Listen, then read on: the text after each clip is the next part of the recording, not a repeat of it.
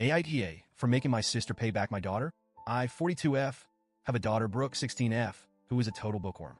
And when I say bookworm, I don't just mean she reads a lot. I mean books are her passion, her escape, her world.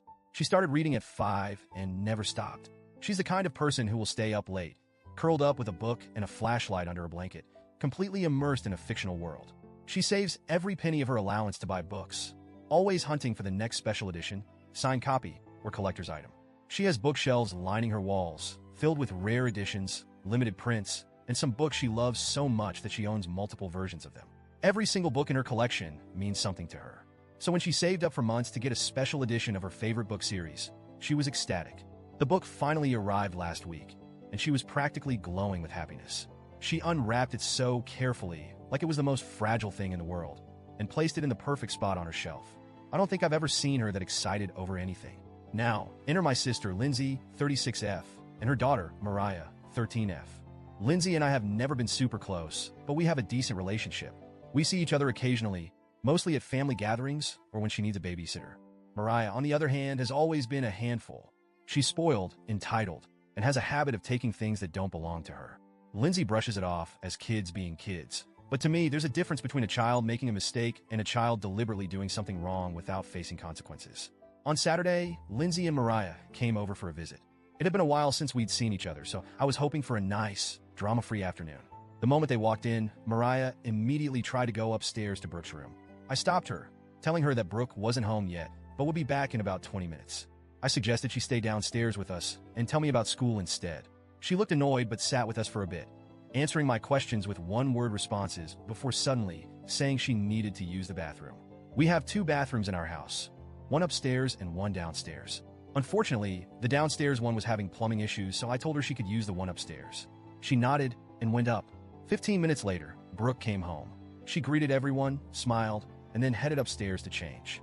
Not even 5 minutes later, a scream echoed through the house. I shot up from my seat, my heart immediately racing. I ran up the stairs, fearing the worst.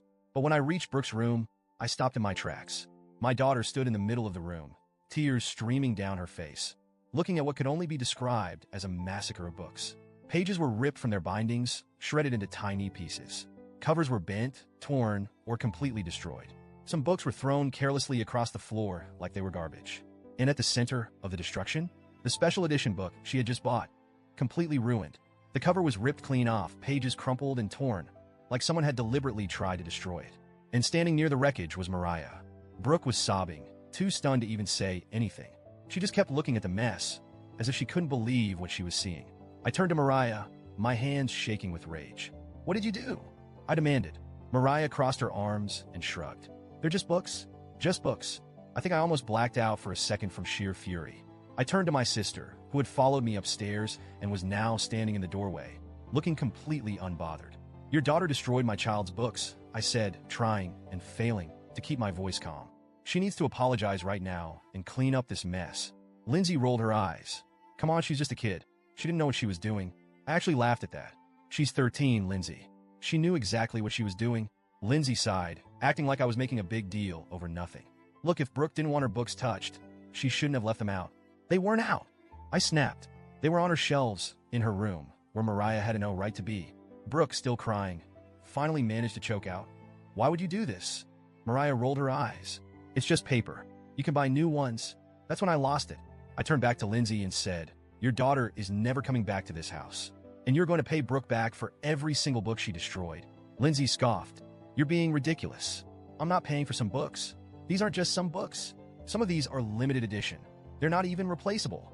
"Well, that's not my problem," she said, shrugging. "Mariah didn't mean it. She's just a kid." "No," I said, shaking my head. "She's old enough to know better. And if you don't teach her consequences now, she's going to grow up thinking she can do whatever she wants and get away with it." Lindsay rolled her eyes and grabbed Mariah's arm. "Come on, let's go."